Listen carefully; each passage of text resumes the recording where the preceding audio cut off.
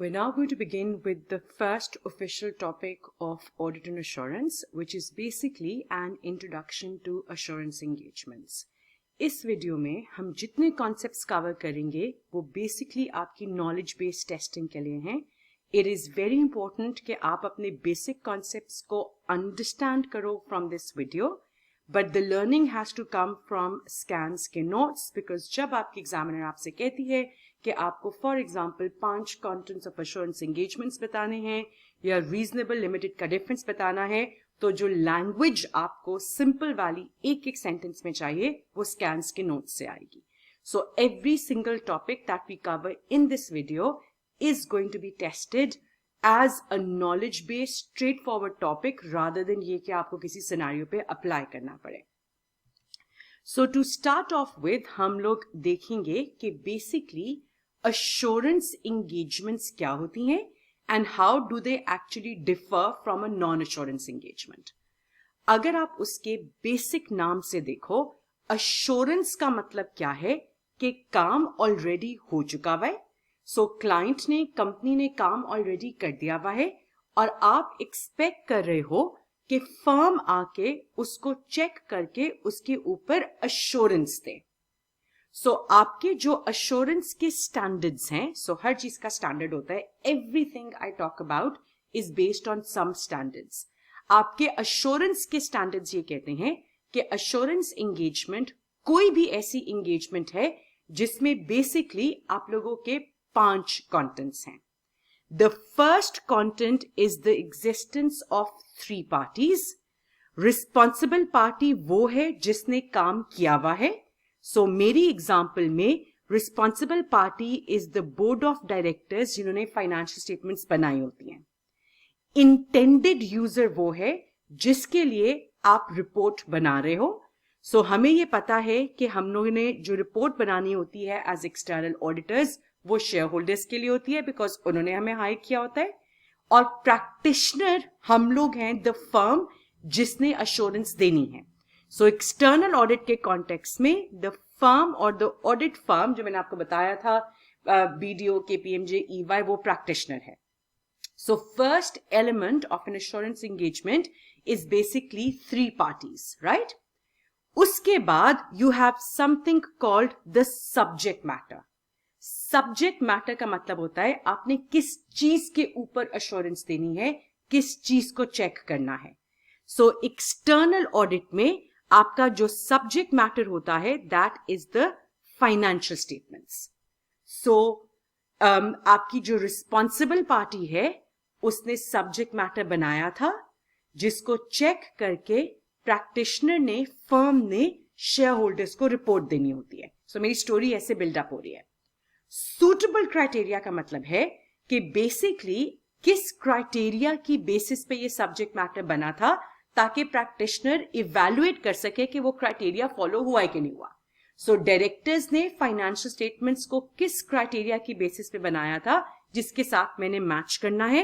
And we know कि आप लोगों की जो फाइनेंशियल स्टेटमेंट्स हैं वो आपके इंटरनेशनल अकाउंटिंग स्टैंडर्ड्स या इंटरनेशनल फाइनेंशियल रिपोर्टिंग स्टैंडर्ड्स की बेसिस पे बनती है. सो फाइनेंशियल स्टेटमेंट्स को रिपोर्टिंग स्टैंडर्ड्स के साथ मैच किया, फाइनेंशियल स्टेटमेंट्स बनाई डायरेक्टर्स ने, हम लोगों ने उसको चेक करके उसके ऊपर अश्योरेंस देनी है. जब हम लोग बेसिकली अश्योरेंस दे रहे होते हैं तो हम एविडेंस गैदर करते हैं. सो फॉर एग्जांपल जो हम लोगों ने अर्लियर वीडियो में देखा था कि अगर आपको एविडेंस चाहिए कि ये कार कंपनी को बिलोंग करती है तो हम कार रजिस्ट्रेशन डॉक्यूमेंट देखेंगे एंड उसके बाद हम एक रिपोर्ट देंगे जिसके ऊपर आप लोग अपना ओपिनियन दे रहे होते हो. So 5 contents of an assurance engagement क्या है? 3 parties. Content number 1 आपका subject matter, suitable criteria, evidence and report. इसकी हम जरा नंबरिंग थोड़ी सी करेक्ट कर लेते हैं. So you know कि these are 5 elements. So जब आपकी एग्जामिनर का बहुत अच्छा मूड होता है तो she simply ask you कि क्या 5 contents हैं assurance engagements के. अब हम इसको थोड़ा सा स्टेप अप करने लगे हैं. Please understand, external audit is only one example of an assurance engagement. आपका सब्जेक्ट मैटर फाइनेंशियल स्टेटमेंट्स था, उसके ऊपर हम लोग अश्योरेंस दे रहे थे, ये एक एग्जाम्पल है. आप अश्योरेंस किसी भी चीज पे दे सकते हो. So assurance instead of historical financial statements could be on forecasts. तो मेरा subject matter change हो जाएगा, मेरा suitable criteria change हो जाएगा.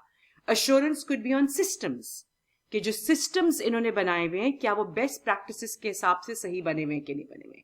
Assurance could be on, एक कंपनी है वो अपनी रिपोर्ट में ये बता रही है कि हमने इन्वायरमेंट के ऊपर क्या इम्पैक्ट किया, हमारे कार्बन एमिशंस कितने थे, हमने रिसाइकल पेपर कितना यूज किया, वो सब्जेक्ट मैटर बन जाएगा. सो अश्योरेंस एंगेजमेंट्स बहुत सारी होती हैं. हमारे सिलेबस में जो फोकस है that is external audit. So next step क्या है कि आप लोगों का लेवल ऑफ अश्योरेंस क्या होता है. सो लेवल ऑफ अश्योरेंस रीजनेबल भी हो सकता है, लिमिटेड भी हो सकता है. Reasonable assurance engagement is any assurance engagement जिसमें आप लोग ज्यादा काम करते हो. सो ज्यादा काम की डेफिनेशन हमने अर्लियर स्टडी में की थी. हम रिस्क असेसमेंट भी कर रहे होते हैं, हम लोग सिस्टम्स को भी देख रहे होते हैं, हम डिटेल टेस्टिंग भी कर रहे होते हैं, गोइंग कंसर्न रिव्यूज भी कर रहे होते हैं. सो हम ज्यादा काम करते हैं, we'll spend more time, and उसके रिजल्ट में जो हम ओपिनियन देते हैं that starts off with in our opinion financial statements true and fair view दे रही है कि नहीं दे रही. So positive conclusion का ये मतलब नहीं है I'm saying all is well. Positive conclusion आप समझो is a proper noun, एक नाम है for the way I start off with my wording. In my opinion. So external audit is an example of a reasonable assurance engagement. मैं आपको सिखाऊंगी कि जब हम लोग ऑडिट करते हैं, हम लोग इंस्पेक्ट भी करेंगे डिफरेंट डॉक्यूमेंट्स को, हम लाइव चीजों को प्रोसेसेस को ऑब्जर्व भी करेंगे, हम एक्सटर्नल थर्ड पार्टी से लिख के कंफर्मेशन भी लेंगे, हम रिकैलकुलेशंस कर रहे होंगे विच इज एडिंग सब्ट्रैक्टिंग, हम लोग रीपरफॉर्म कर रहे होंगे सिस्टम्स जो कि क्लाइंट ने किए हुए हैं. These are all technical terms that you will be studying later as we go along. But at the moment आप इसकी डेप्थ में मत जाओ. जब हम लोगों ने सिलेबस खत्म कर लेना है तो ऑटोमेटिकली ये कवर हो चुका होगा. But at the moment basic concept क्या है कि रीजनेबल अश्योरेंस में हायर लेवल ऑफ अश्योरेंस होती है बिकॉज हम ज्यादा टाइम लगाकर ज्यादा टेस्टिंग करते हैं. इसमें टाइम भी ज्यादा लगेगा, ये ज्यादा एक्सपेंसिव भी होगी क्लाइंट के लिए, और हम लोग पॉजिटिव कंक्लूजन देते हैं जिसकी वर्डिंग स्टार्ट होती है इन आवर ओपिनियन से. As opposed to this, I will come back to this again ताकि हम डिफरेंशिएट कर लें. We have something called limited assurance engagement.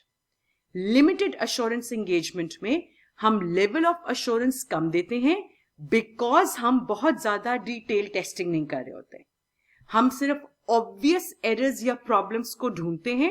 अगर मुझे कोई प्रॉब्लम मिली तो हम उसको डिटेल में इन्वेस्टिगेट करूंगी, अदरवाइज मैं आपकी रिपोर्ट दे दूंगी जिसको आप नेगेटिव कंक्लूजन कहते हो, lower level of conclusion assurance, sorry, जिसमें आप कहोगे कि जहां तक मुझे लगता है there is no problem in this subject matter. So nothing has come to my attention which makes me think there are problems in the fraud or error in the financial statements.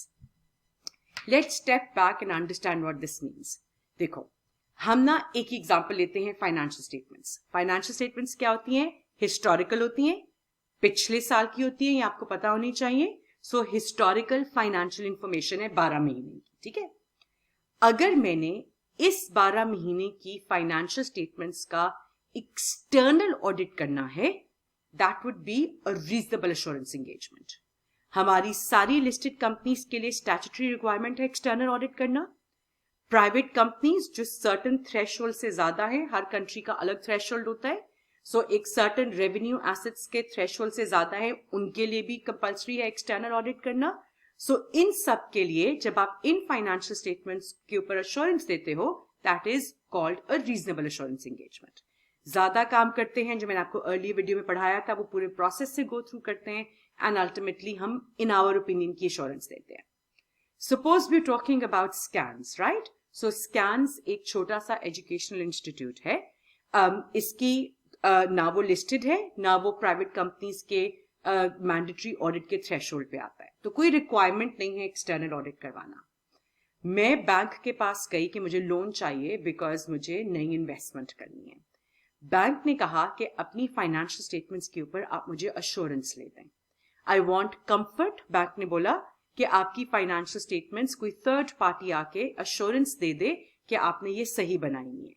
अब मेरे पास दो options हैं, या तो मैं इसका external audit करवा लूं, रीजनेबल अश्योरेंस, ज्यादा पैसे, ज्यादा टाइम, ज्यादा महंगा, या मैं उन्हीं फाइनेंशियल स्टेटमेंट्स का, ये बड़े मजे का कॉन्सेप्ट है, रिव्यू करवा लूं। So it's the same set of financial statements, but this time around मैं रिव्यू करवा रही हूं। रिव्यू क्या होता है? प्रैक्टिशनर फर्म आएगी, बेसिक कंपैरिजन करेगी, पिछले साल रेवेन्यू कितना था, इस साल रेवेन्यू कितना है, पिछले साल एसेट्स कितने थे, इस साल एसेट्स कितने हैं, इंक्वायर करेगी स्कैन से कि अच्छा ये आपका रेवेन्यू इंक्रीज क्यों कर रहा है, आपके एक्सपेंसेस क्यों नहीं इंक्रीज कर रहे हैं।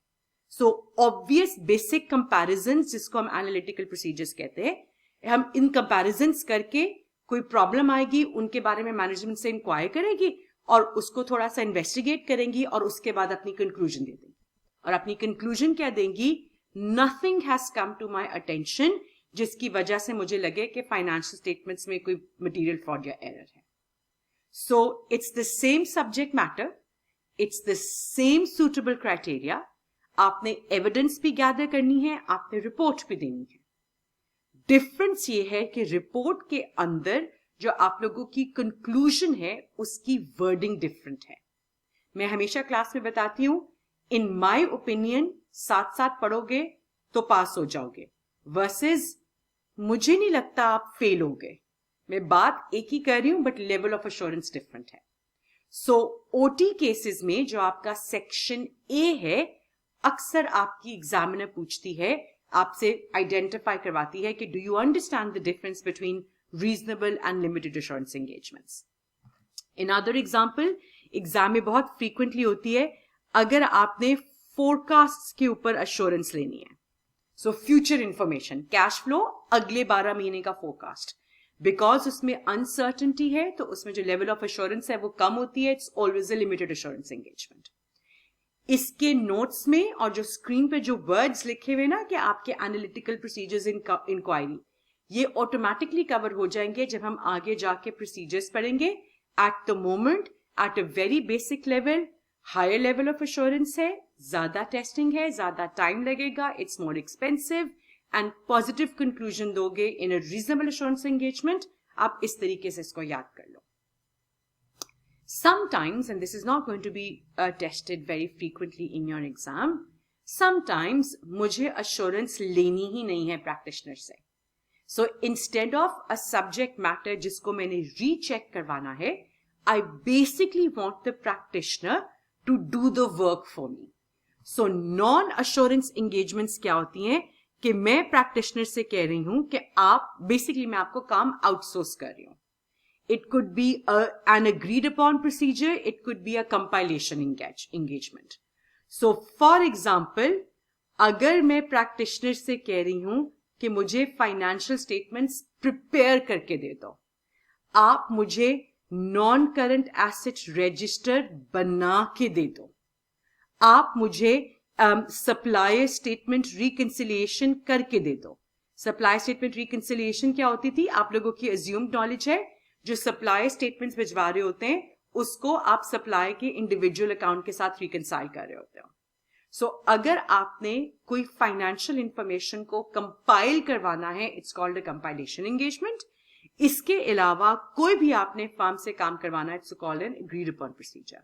सो एग्रीड अपॉन प्रोसीजर पे क्या होता है कि आप ना फैक्चुअल फाइंडिंग्स पे रिपोर्ट करवा रहे होते हो। जैसे the example that I always give is कि फॉर एग्जाम्पल आपने प्रैक्टिशनर से कहा मैं एक बैंक हूं, आई वॉन्ट टू नो कि मेरे कस्टमर्स का वेटिंग टाइम क्या है। मैंने बैंक प्रैक्टिशनर से कहा कि आप आओ, आके मेरी रिसेप्शन पे बैठो, हर कस्टमर का वेटिंग टाइम नोट डाउन करो, मेक अ रिपोर्ट एंड आप 5 o'clock उठ के चले जाओ। So I don't want any assurance, I just want you to report on factual findings. So एक स्क्रीन पे मैंने इतना ज्यादा कंटेंट क्यों लिखा हुआ है? ताकि एग्जाम में अगर आपका लर्निंग आपको बिल्कुल भूल जाए तो इंस्टेंटली आपके जहन में हो। We have assurance engagements जिसमें 5 contents होते हैं assurance engagement के, and then you have reasonable and limited level of assurance. Then we have something called non assurance engagements, जिसमें आपने फर्म से काम करवाना है, अगर तो फाइनेंशियल इंफॉर्मेशन से रिलेटेड कोई काम करवा रहे हो, compilation etcetera, it's called a compilation engagement. अगर इसके अलावा कोई और काम करवाना है जिसपे सिर्फ आप एक्सपेक्ट कर रहे हो कि आप फैक्ट्स पे रिपोर्ट बना के चले जाओ, it is called an agreed upon procedure. Like I said earlier at the start of the video, ये straightforward knowledge based testing है। आप लोग प्लीज सिंपल एक एक सेंटेंस में इन कॉन्सेप्ट्स को अपने स्कैन्स के नोट से प्रिपेयर कर लेना। We're now going to focus on external audit only. We've discussed the types of assurance engagements and all of that. अब हम अपना सारा फोकस रखेंगे सिर्फ एक्सटर्नल ऑडिट पे। सो अभी तक हमने कवर क्या किया है? We know number 1 के external audit will always be a reasonable assurance engagement, जिसमें प्रैक्टिशनर फाइनेंशियल स्टेटमेंट्स के ऊपर ओपिनियन देता है। वो क्या ओपिनियन देता है कि क्या financial statements true and fair view दे रही हैं कि नहीं इन ऑल मटेरियल एस्पेक्ट्स। मैंने आपसे कहा था कि आप याद रखना कि मटेरियलिटी की कोई सेट थ्रेशोल्ड्स नहीं है, ये जजमेंट है।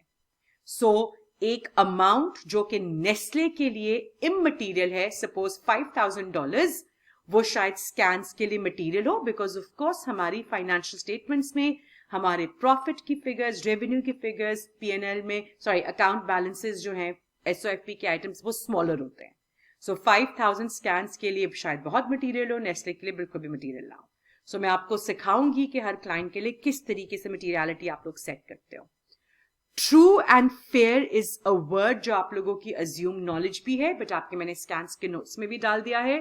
ट्रू एंड फेयर का मतलब क्या है कि ना सिर्फ आपने लॉज रेगुलेशंस को फॉलो करना है, फाइनेंशियल स्टेटमेंट्स में आईएफआरएस को फॉलो करना है, बल्कि जो सब्सटेंस ओवर फॉर्म है, कि जो सिर्फ लीगल एस्पेक्ट को नहीं देखना, आपने economic substance of the information को भी देखना है। सो इन सिंपल वर्ड्स, जब आप आईएफआरएस अकाउंटिंग स्टैंडर्ड्स को फॉलो कर रहे होते हो, यू आर मेकिंग श्योर कि आप लोगों का लीगल के साथ साथ इकोनॉमिक सब्सटेंस भी रिफ्लेक्ट हो रही है फाइनेंशियल स्टेटमेंट्स में, तो that means true and fair view. मसला सिर्फ ये है कि हम लोग हमेशा रीजनेबल अश्योरेंस देते हैं, हम कभी भी एब्सोल्यूट अश्योरेंस नहीं दे सकते। सो ये भी ओटी केसेस में भी आ सकता है, आपके long form question section B में भी आ सकता है जब टाइप अप करना होता है। Why as an auditor in our opinion क्यों मैं कहती हूं, why can I not say financial statements do give a true and fair view, why do I say in our opinion? सो हम रीजनेबल अश्योरेंस क्यों देते हैं, एब्सोल्यूट या guarantee क्यों नहीं दे सकते? Let's have a look at this. आपके ऑडिटिंग स्टैंडर्ड्स ने कहा कि सबसे पहले it is unrealistic for you to expect कि मैं एवरी सिंगल ट्रांजैक्शन को कंफर्म करूं। एज ऑडिटर्स मेरे ऑडिटिंग स्टैंडर्ड्स अलाउ करते हैं सैंपल सिलेक्शन, एंड बिकॉज मैं सैम्पलिंग यूज करती हूं, so there is always a chance कि जो ट्रांजैक्शन मेरे सैंपल में नहीं आई उसमें अगर फ्रॉड एंड एरर है तो वो मुझे शायद कभी पता ना चले। सो सैम्पलिंग क्या होती है कि अगर आप लोग रेवेन्यू को ऑडिट कर रहे हो, सो आप लोग सारी ट्रांजैक्शंस को कंफर्म नहीं करोगे या ऑडिट नहीं करोगे। मैं एक सैंपल पिक करूंगी, वी लर्न हाउ, एंड उन ट्रांजैक्शंस को हम फिर ऑडिट करते हैं। So because I use sampling, I can never give a guarantee or absolute assurance. I'll always only give reasonable assurance. Financial statements में बहुत सारे accounting estimates होते हैं. So we know कि आपके financial statements में accounting estimates हैं. For example, आपकी fair values, आपकी provision. आपके estimates में judgment है, subjectivity है, वो गलत भी हो सकते हैं. सो मेरा एस्टिमेट है कि इसकी यूजफुल लाइफ इतने ईयर्स है, मेरा एस्टिमेट है कि अलाउंस फॉर डाउटफुल डेट्स इतने होने चाहिए, मेरी एस्टिमेट है कि इसकी fair value has increase by 2 million. So again estimate है, कंफर्म तो नहीं है ना, सो उसकी वजह से मैं आपको कभी गारंटी नहीं दूंगी। I can only give you reasonable assurance. बड़े मजे का कॉन्सेप्ट। एज एन ऑडिटर मैं सिर्फ उसी चीज को ऑडिट कर सकती हूं जो आपने रिकॉर्ड किया था फाइनेंशियल स्टेटमेंट्स में। अगर फाइनेंशियल स्टेटमेंट्स इनकम्प्लीट है तो मैं ऑब्वियसली मुझे पता ही नहीं चलेगा आपने क्या कंप्लीटली स्किप कर दिया है। Let's do an example. Let me change the colour of my pen. So for example आप लोग ऑडिट कर रहे थे कैश एट बैंक को, ठीक है। सो बैंक जो आपकी करंट लाइबिलिटी है, करंट एसेट है, आप उसको ऑडिट कर रहे थे। सो स्कैन्स ने, क्लाइंट ने आपको बताया कि हमारा एक अकाउंट है HSBC के साथ जिसमें 7 मिलियन पड़े हुए, एक अकाउंट है रॉयल बैंक ऑफ स्कॉटलैंड के साथ जिसमें 11 मिलियन पड़े हुए। एज एन ऑडिटर हम इसी 18 मिलियन को ऑडिट करेंगे और उसी के ऊपर हम अश्योरेंस देंगे। अगर आपका एक account for example city bank के साथ भी था जो आपने कभी रिकॉर्ड ही नहीं किया कंप्लीटली, मुझे ना पता चलेगा ना मैं उसको ऑडिट कर सकूंगी।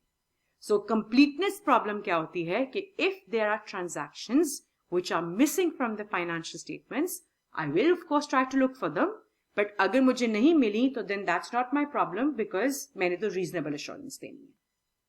सो completeness is always a concern and therefore I cannot give absolute assurance.